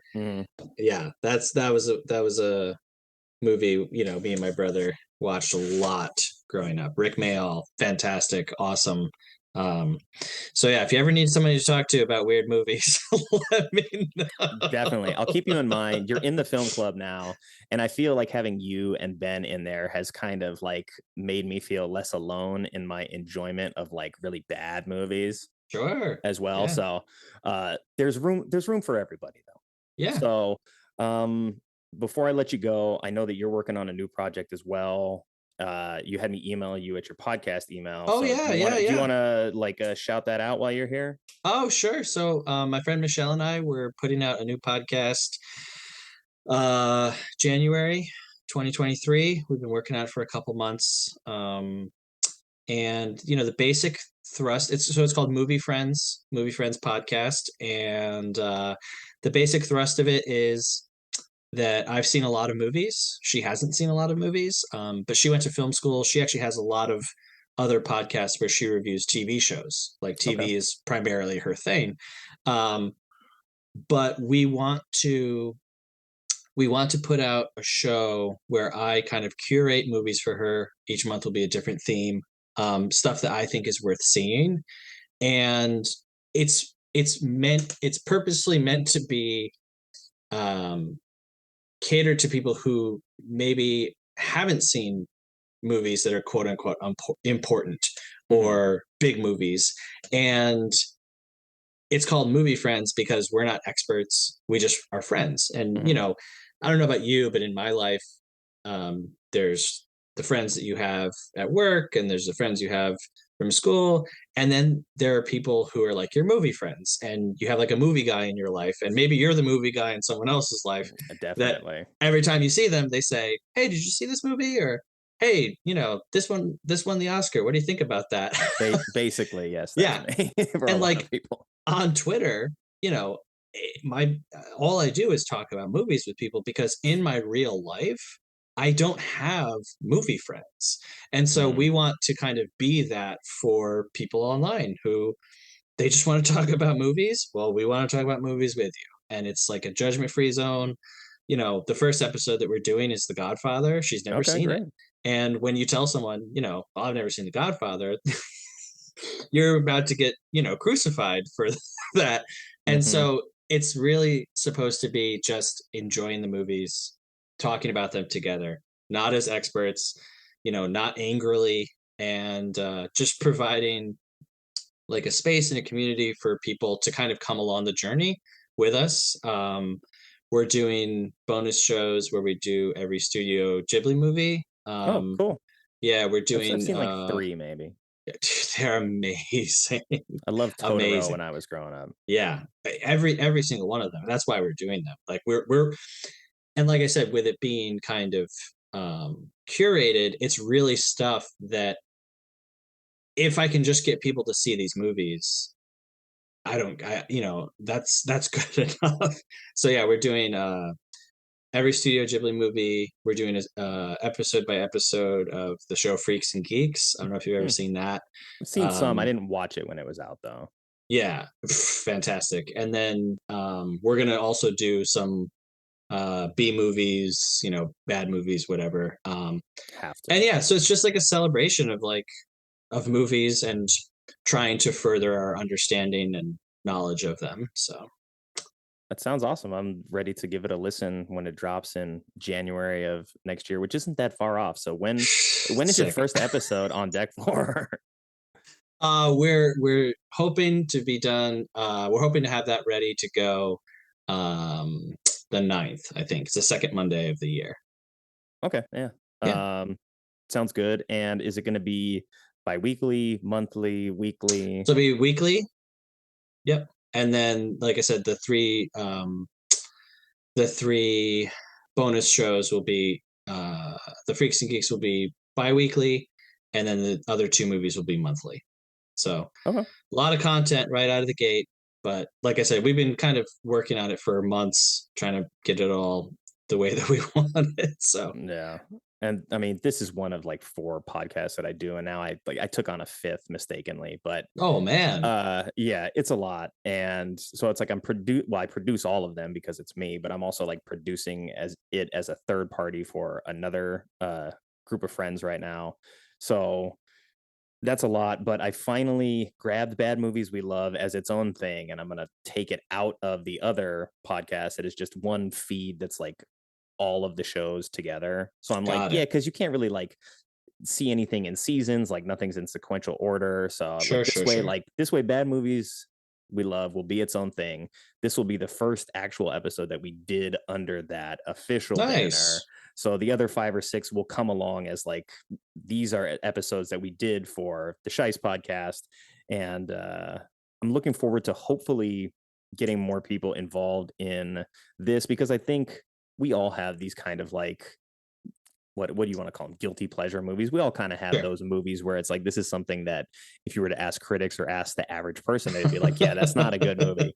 But we still enjoy them plenty, and I think there are good reasons to enjoy them, and I think we covered a lot of that. And I mean, we ended up talking about life in general for the people involved in this project, for the filmmaker, like all that stuff like came into play much more than just what this film is, because you could just be like, yeah, it's low budget, it's not really on brand for what it says it is, and like you could talk about this movie in like 15-20 minutes, but like Sure. our discussion lasted almost 2 hours and we're mostly talking about all of the other things surrounding the movie. So I think that's really where like the meat of what I want to do exists. And yeah, so once again, just thanks for your time. I appreciate you making time on a Wednesday to do this. I'm gonna put in the work to get it edited. I got to grab some new music for this too. I got to look for like creepy-ish 80s horror movie vibes, like Sure.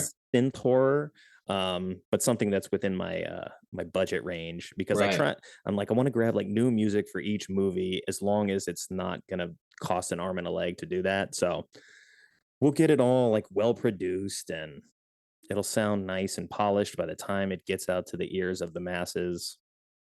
And I'm sorry, I forgot your friend's name already, who's doing co-hosting the other show with you. Michelle.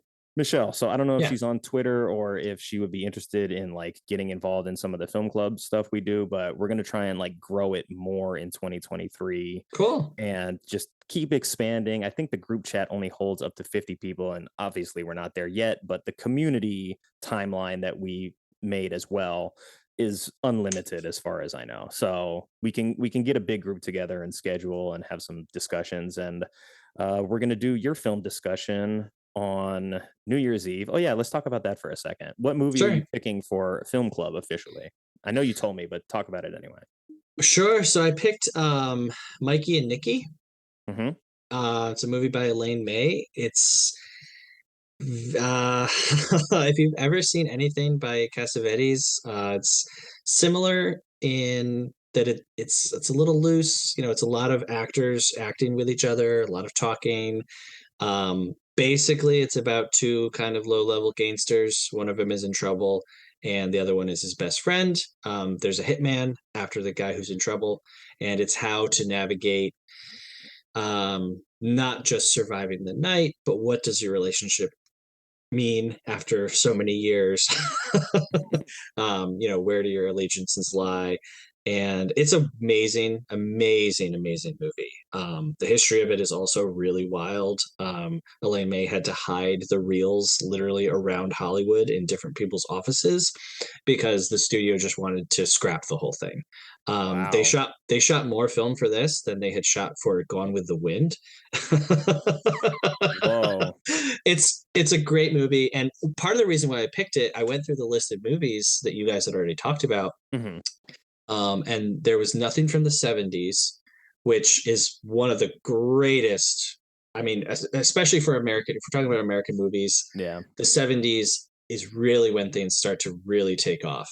There's a really clear distinction between everything that came before that and everything that came after. So I wanted to do a movie from the 70s, and this is also the first female directed movie, um, which I think is great. Elaine May is great. There should be way more movies directed by women because they are amazing.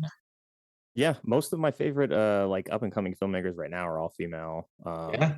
So it's I just watched nice. my first Sarah Polley movie the other day. It was insane, And and I which was movie? already excited for Women Talking, Oh, and okay. now I'm like, oh my god! Now I'm running to the theater to see this movie. Awesome. Yeah, so I haven't seen Mikey and Nikki, so I'll have the opportunity to watch that for the first time. And it's got an amazing cast. I didn't realize quite how good Huh, the dude. cast was because you got guys like M. Emmett Walsh and Joyce Van Patten and Peter Falk and Yep. Ned Beatty kind of not getting top billing here. So Yeah. very interested now. Yeah. Cool. Well, yeah, we will talk again on Twitter Spaces for who knows if it's going to be the last time or we're just going to keep on rolling. Oh, so are we gonna do it on the Twitter space? I think for now, I will Okay. schedule it to be on Spaces because you had mentioned that, you wanted to share it around. And I think, um, especially since like you're getting a podcast started, and if that's like your biggest like social network circle as well, I want to give you the opportunity to be, Sure. like here, I'm going to have this talk with these people and you can come and listen and you'll have the recording that way as well. So you can just share it around and like kind of Sure. give people a sample of like what the podcast will be about. So I think it's just better for that way for now. Got it. And then, if Twitter goes bankrupt or whatever is going to happen with it, then we'll deal with that when we get there. But I do have, Zoom, which we can have up to, I think, 50 participants in or something. Nice. So we'll find a way to do it. Should worst case scenario arise. But before I get out of here, I should warn people that there is not a beheading in The Fabelmans. Because we talked briefly about Spielberg wanting to make a drama and Right. then there's a sudden beheading. Right. That- But you know that what? doesn't It'd be happen. better if there was one. I'm just gonna say it that. would be better if there Yeah. was a beheading because Yeah. I'd be like, I did not see that one coming. Yeah. Okay, so wait, really quickly before you cut off, I just want to Yeah. just so that it is on record Mhm. for the entire internet to hear. Do you rate things out of 5 or 10? When I rated things, I used a letter grade system actually. Okay. So So I that's A through F? yeah, so I started with like 10-point must system basically being Okay. the base, and then I was like, you know what? I feel like that doesn't allow for enough nuance. So then I Sure. switched to letter grading, but then I was like getting a graph sheet of paper out and being like, okay, well the cinematography is like an 8, and then the Sure, acting's a sure. 9, and then it's like this is too convoluted. And then I was like, you know what? If I were making a movie and I had someone on the other end of it doing this with a graph paper, I would just be like, you're missing the point. So I stopped grading Right. movies altogether a couple years ago. And I was like, I'm only grading them in instances where I am forced to do so because it's part of the like integration of Letterbox, for example. Like Sure. I can't save the diary entry unless I give it a rating. So mostly I used 5 stars because that's what's there in front of me. Got it. So for the whole world to hear, Mhm. officially on record for the rest of your life, what are you rating Troll 2? I would give it at least like a 3 stars out of 5. Like 5 is rarefied air, and Sure. I typically don't give anything perfect scores because I just don't believe in like perfect films like that because I don't Oh, think. how can you have seen Troll 2 and not believe in perfect films? Come on. You need But to watch it again. I would say on my scale, like a 3 is pretty solid, but I could give that easily like a 3.5. And if I'm just scoring like enjoyment, definitely like a 5 because it's Hey, just I'll so take it. weird and so unique. and I couldn't take my eyes off of it. There's a lot of bad movies where I watch and I'm like, this just like is not even enjoyably bad. Troll 2 is not that at all. So I can't remember who it is, and I feel bad, but one of the great quotes from filmmaker is, the worst thing that you can do with a movie is bore me. Yeah, for sure. Absolutely. Troll 2 Troll is 2 not boring. Nope, certainly not. Nope. All right, cool. So thanks again for stopping by, and hey, thanks, man. Yeah, enjoy the rest of your night, and I'll let you know when this is up and finished, and I'll tag you in it, and I'll do all that stuff. So cool post-production time. All right, very good. Thanks, man. Yeah, no problem. Thank you. Have a good one. Thank you for listening to this episode of Bad Movies We Love.